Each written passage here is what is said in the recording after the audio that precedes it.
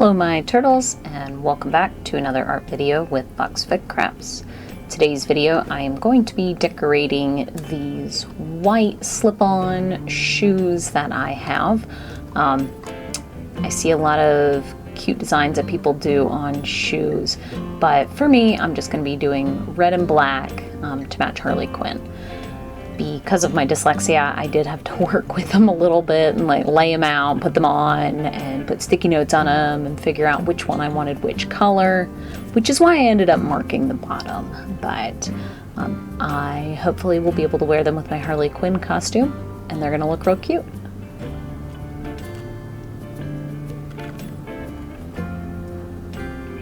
I thought at first I was going to go through and tape off the plastic, and realized that was going to be a lot of tape and didn't seem like it was going to be all that helpful anyway. So maybe I'll regret it later, but I went ahead and sketched out some little diamonds on there because of course I'm gonna spruce them up and make them Harley Quinn.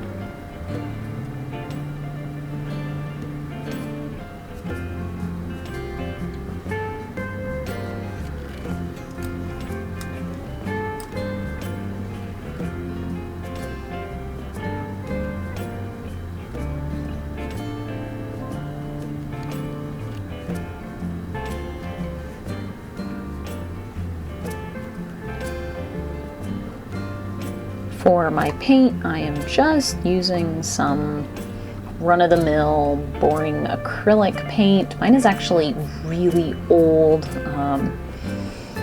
It would have at least been like 2001, 2002. So I mean, it's pretty old acrylic paint. It is super lumpy and clumpy and has stringy, dry bits in it. And so I added a little bit of water to help the fabric absorb it a little bit better. But I just couldn't bring myself to throw it out and purchase new paint when I want to use up what I have.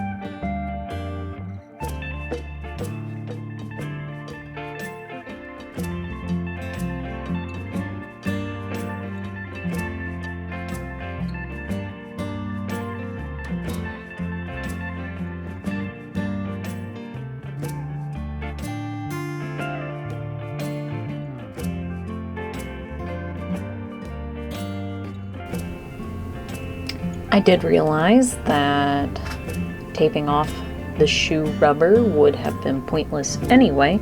I don't know how they make these shoes, but it seems like they dip them into rubber at the bottom because it wasn't 100% a straight line of rubber down at the bottom, so it wouldn't have mattered anyway.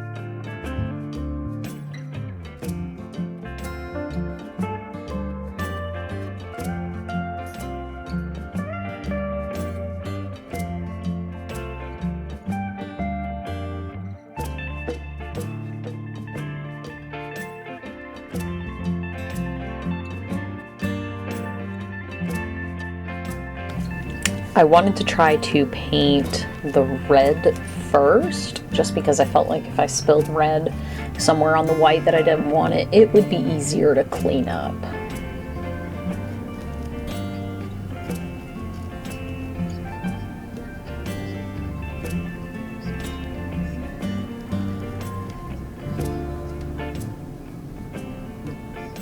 In hindsight, I guess I should have sketched the shoes out and kind of gone at it with an idea of what I wanted.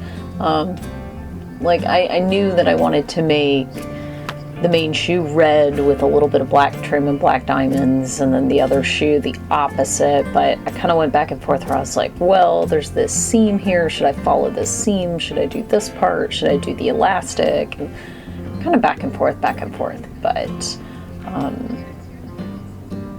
yeah, definitely if I have recommendations, it would be to lay out and plan before you just jump into painting.